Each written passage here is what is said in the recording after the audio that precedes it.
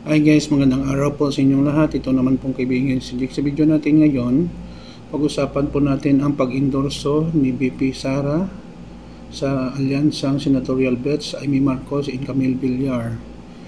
Before tayo guys magsimula, magpapasalamat muna po ako sa lahat ng mga viewers, silent viewers at supporters ng channel ko. Maraming salamat po sa inyong walang sawang suporta at panonood. Kung bago lang kayo sa channel ko at gusto nyong video nito, paki-like lang po, share, and huwag kalimutan mag-subscribe.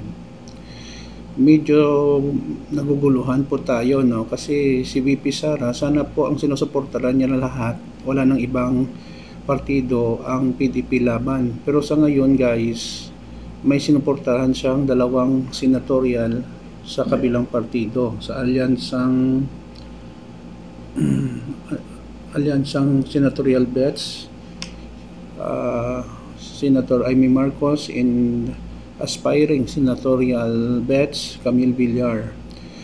Bakit nagkaganon? According kay VP Sara, sinusuportahan niya lang daw ang dalawa kasi they are united by common vision. According po ito sa news ng ABS-CBN News.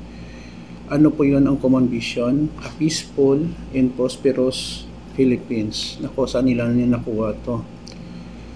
Yun po ang kanilang common vision, no? Tahimik at progresibong Pilipinas. Paano nangyari yon? Ang kay VP Sara, ma-impeachment siya, ang kaso niya sa confidential fund. Paano ba yon? Hindi pa rin nasolve ang kanyang mga kaso doon sa Congress at Senate. So hindi ko alam, baka may mga lagayan ito ng pera according sa mga netizen, no? This vision is solid enough to break through the walls of existing political division in the Philippines. Okay, yun pala. Bakit sinusuportahan niya ang dalawa, no? Si Senator Amy Marcos and Camille Villar. Ano ba ang sabi ng mga netizen? Shameless. Bad politics is bad taste.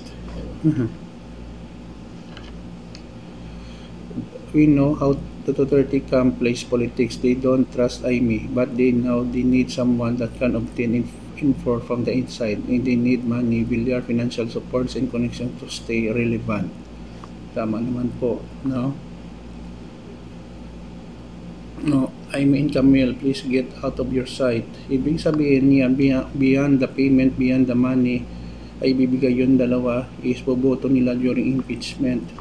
Sabi ng iba, vote wisely, unity is still alive. Common vision, come on.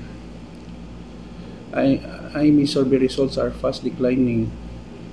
Common vision, mangulimbat, no? 0 vote straight. There are still many questions left under unresting regardless the case of Mary Grace Piatos et al. How can it be peaceful? Tell it to the blind followers. Maraming negative na mga komento ng mga netizen. So sa akin guys, kayo na lang bahala mag-analyze bakit ganito si VP Sara sinusuportaran ang kalabang partido, no? Medyo nakakagulo, no? So yun lang po guys, please like, share, and huwag kalimutang mag-subscribe sa channel ko. Mahal ko kayo. Keep safe everyone. Ingat po tayo palagi. Ito naman po kaibigan si Jake. Paalam.